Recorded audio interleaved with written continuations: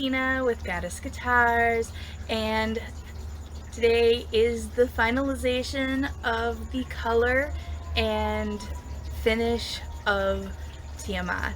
So I was having some difficulties technically with filming, so the third process is already done before I started the video, but you'll be able to see exactly the different change, and then you'll be able to watch the process that I did on the rest of the guitar body, as well as the process that I did bringing the neck back up to where the guitar is, and finalizing the official look of the guitar before I go to clear coating it and then wiring it up. So I hope you enjoy, and we'll see you on the flip. Okay, just a general reminder, and I thank you for everybody who mentioned it on my previous YouTube channels. If I'm working with power tools and sanders and Dremels and the like, I should be wearing a mask. So yes, I am wearing a mask and my eye protection as I'm reshaping the headstock. I took to redefining the shape into more of a strat-like shape after some suggestions, and I like this shape better. So I'm going in now, once again, masking up, putting on my protective eyewear, and I'm going in with the Dremel tool, carving in some bevels, taking away some weight, and then also going in and carving the texture of the wing, and doing a little bit more fussy work on the headstock. Now, the name of my business is Goddess Guitars, and all of my guitars are named after a goddess. This one is named after Tiamat. She is the Mesopotamian goddess of creation, chaos, as well as the ocean. And she was pretty much the first goddess that ever was. She created the cosmos, she created the heavens, she created the earth, and she also created her lover, whose name is Apsu or Abzu, and they created all of the Mesopotamian lesser gods. Now, after they did that, they went back into a deep, deep slumber. And the new gods started building the rest of the universe and the rest of reality, and just out of primordial nothing. And the actual creation, and they were quite boisterous, kept awaking Apsu and Tiamat. And it angered Apsu so much that he wanted to kill the gods that they had created. And Tiamat talked him out of it several times, and finally he didn't listen to her and didn't ignore the commotion anymore, and was actually killed when he attacked the gods in the earth. Now, Tiamat, once she found out that Apsu had been killed, she was very, very upset, and she went to punishing the lesser gods for killing her beloved. She spawned millions of monsters, including dragons, which are the most prominent. And Marduk was one of the strongest of the lesser gods. He was the god of storms. He took to actually trying to take Tiamat down. And only after a very intense battle, with the power of all the other lesser gods behind him, did Marduk overcome Tiamat and her brood. Now, Tiamat was thrown into the heavens and is the void of the night sky, as well as her corpse was the land and used as a foundation for the earth. Now, Tiamat has appeared as a dragon or as a serpent, a winged serpent. Sometimes she's multi-headed due to modern influences from Dungeons and Dragons, as well as other role-playing games and video games. And as you can see, I'm starting to lay in the color on the neck and the headstock. Now, what I really, really like is Tiamat is a very crucial historical reference as well. In between the time that she came forth, and she was actually one of the first written stories that ever was written down in any language in Mesopotamia. And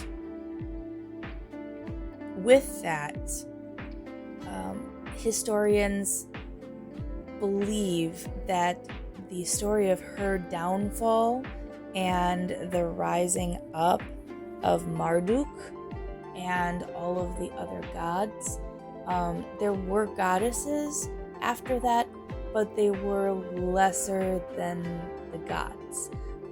So historians argue that not only is Tiamat significant because her story is the first written story ever, but it also is a historical reference of where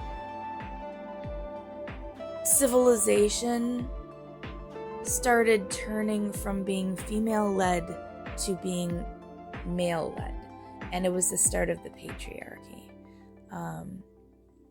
Also, Tiamat embodies both creation and chaos, and later in Babylonian culture, you have Inanna and you have Ishtar, and both of those goddesses, one embodies chaos and one embodies creation.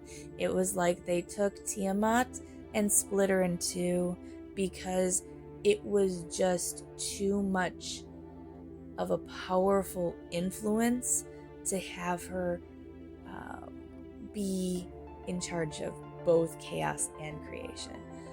I also am a really large Game of Thrones fan, and I really see a lot of references to Tiamat with Khaleesi, Daenerys. She is very, very nurturing, very mother-like. She wants to break the slaves free, but she's also very vengeful, very rageful. If you cross her, you will meet the fire of the dragon, quite literally. So that's the reason why I chose the wing shape. That's why I went with the dragon references, and that is also why I used a lot of color as well as a lot of black to kind of create that void. And as you can see in a little bit, the body of the third treatment that I did to the body and the headstock and neck, I wasn't able to get on video. I had technical difficulties yet again. But what I did do is I took some iridescent interference and I mixed it with a clear acrylic, and I actually rubbed it on and painted it in using a makeup sponge, really to kind of get a light, even coating. But on the back, you will see that I made it a little bit more streaky, almost like the Milky Way. So I'm just going in and doing the same kind of technique that I was doing on the body, but just on the headstock, as well as my signature bow and arrow on the sides and down the center of the neck.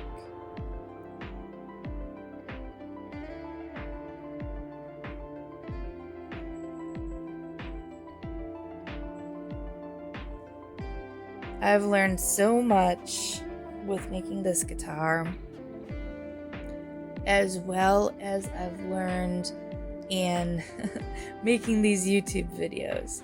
I really appreciate everybody's suggestions and constructive criticisms on how to make my videos better, and to remind me to flip things around and do things so that way I don't look like I'm making a left-hand guitar. So I just wanted to thank you for that.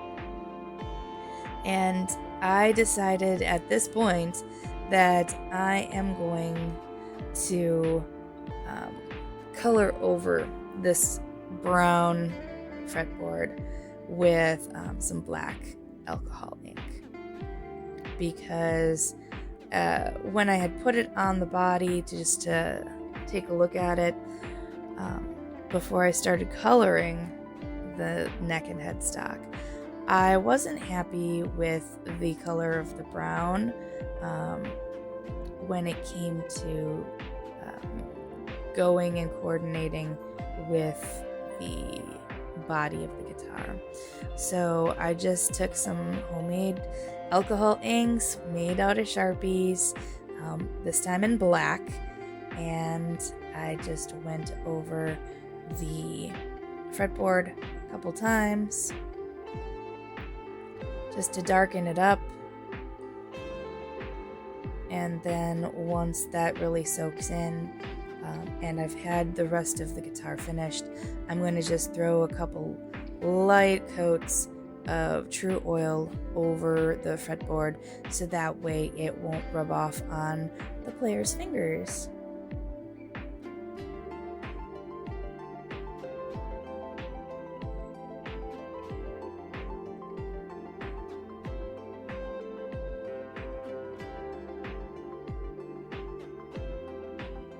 And it just darkened it up enough to make it look very ebony-like. So now you're going to be able to see that interference that has toned down that black. It's also kind of reined in the absolute brightness of those alcohol inks and hair colors that I used on the wing. And it really gives it a really nice pearly color.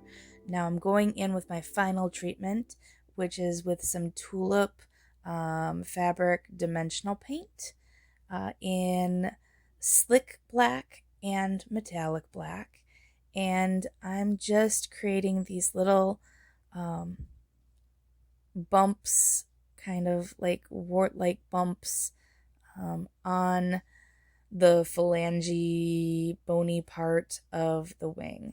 And here's kind of a close-up of how I'm doing that, and I'm just kind of going in randomly and doing larger and then smaller little bumps. I like this stuff because it really doesn't like to move very much once you've placed it, as long as it's on a flat surface and your bumps aren't too big. But then also the tip is really accurate because it's teeny, and I can really get into that space and create a mishmash of those two different colors.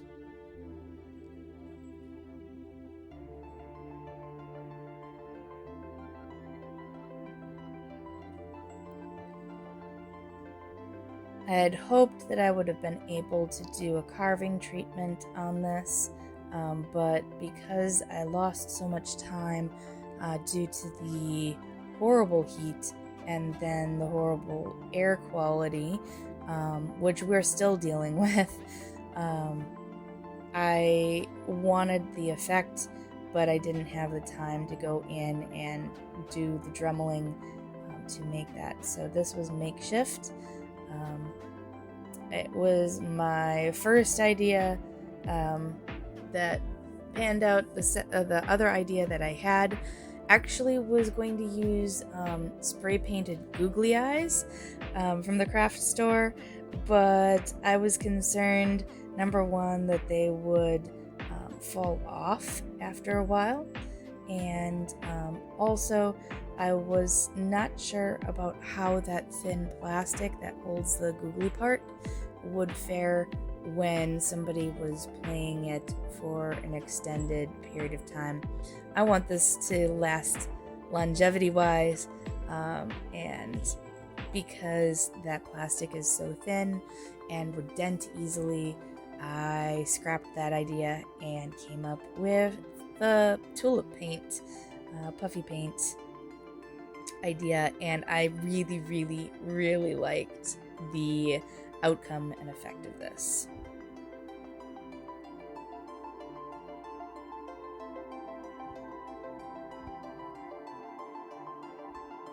And so I'm just kind of going in with each color one by one, and then going back in and taking a look and seeing where I can see large spaces, and then putting in just teenier spaces or teenier dots in those spaces until it felt full.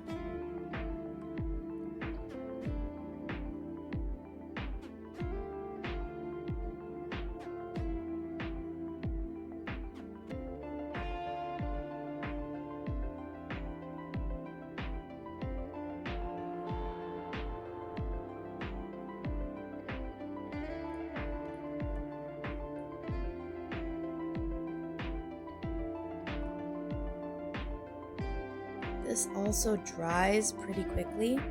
It dries within about 20 minutes and is cured in about 4 hours. Fully cured in 24 hours, so I didn't have to wait a whole heck of a lot of time before I could actually get my clear coat on, which will be in the next video.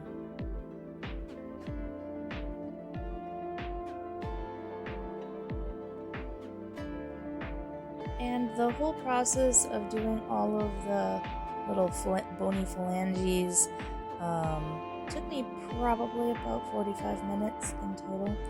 I'm not going to make you watch the whole entire thing, but this is what it ended up looking like. And you can kind of see that flare of the iridescence.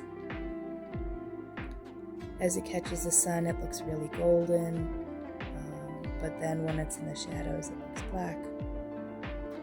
It looks very, very rainbowy on the color, but then in the shadow, the color pops through. So I was really super, super excited about that.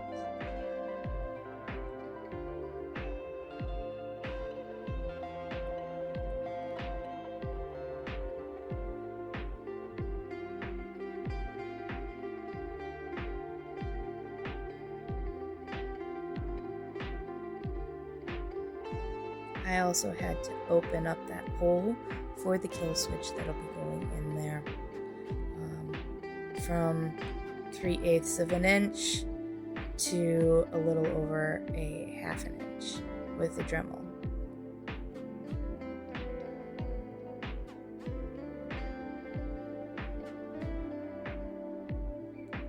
And here is the finished neck. You can see the iridescence on the arrow of the back.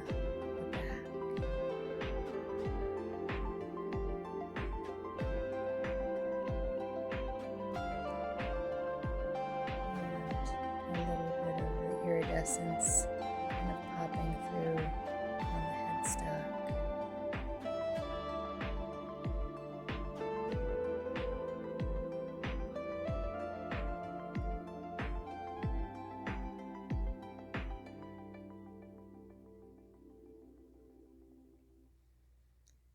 And there we have the front of the headstock with the black dyed fretboard, which I'm super, super happy about.